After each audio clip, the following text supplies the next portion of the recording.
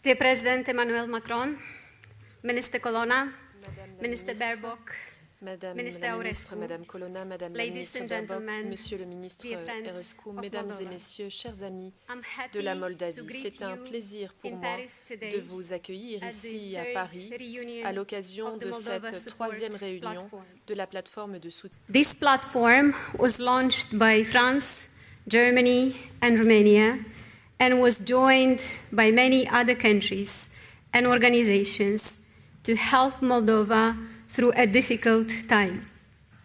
The first two editions in Berlin and Bucharest came at a time when Moldova was facing a massive influx of Ukrainian refugees, energy insecurity, economic and social challenges brought by Russia's unjust war.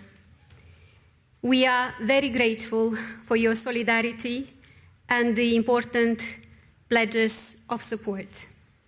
Through joint efforts, the government was able to maintain peace and stability, continue reforms, advance on our road to the European Union, strengthen our energy resilience, help the most vulnerable, and improve border security.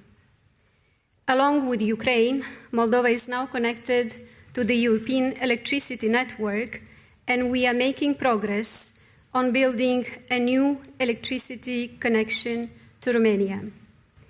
We set up our first gas reserves, significantly cut down our consumption, our energy consumption. Only in October, we reduced our consumption of natural gas by 38% and electricity by 16%. We are also working to facilitate renewable energy projects and increase investments in energy efficiency. We managed to stay on track in difficult circumstances, but the road ahead remains very dangerous for Ukraine, for Europe, and for us in Moldova. We face a dramatic energy crisis, a shrinking economy, and extremely high inflation of 35%, a level we haven't seen since 1999. All these factors drastically hurt households and businesses. Our GDP will be 8% smaller than pre-war forecasts. We are bracing for a harsh winter ahead. Last month, Russian missiles crossed our airspace. Missile debris fell on our land, endangering our people and our peace. Meanwhile, our democracy is under attack by corrupt criminal groups backed by Russia. We are facing a hybrid war on Moldova that seeks to divert us from reforms and European integration. Moldova also faces an acute energy crisis. This war is endangering the supply of electricity and gas. We are not certain we can find enough volumes to heat and light our homes. And even if we do, the prices are unaffordable for our people and economy. This could jeopardize our social peace and security. I know everyone in Europe pays a very high price for energy, but these same prices have a much more ruinous impact on our country and people. Just in the past year, the cost of natural gas went up 7 times and the cost of electricity increased 4 times. Many Moldovans will be unable to pay their bills this winter if the government doesn't step in. I want to thank our partners and friends who have already pledged their support to help us manage our multiple crises. This winter, we have to spend more on targeted compensations for domestic consumers to alleviate the shock of high energy prices for those most vulnerable. Similarly, anti-crisis measures to support businesses have to be put in place. Your important help will be vital in the coming months. Amidst these challenges, we continue with our reforms in the justice, economy, security, public administration, and social sectors. In the past year, Moldova improved its democracy score and media freedom performance. As an EU candidate country, we are working on the European Commission's recommendations. We have exported more goods to the EU than ever before. We are deepening our integration with the EU in the energy sphere, and we are doing our utmost to accelerate our transition to green energy. We have launched the external extraordinary evaluation in the justice sector, and a US-trained chief anti-corruption prosecutor is now spearheading our efforts to bring criminals to justice. However, Moldova remains Ukraine's most vulnerable neighbor. As Ukraine defends itself from Russian attacks, it also defends Moldova. It defends the whole Europe. We stand with Ukraine and are thankful to its people for their bravery and sacrifice. The international community must do everything to support Ukraine. We must make sure that Ukrainians can resist the barbaric attacks and destruction, and they have a fighting chance against a ruthless and relentless enemy.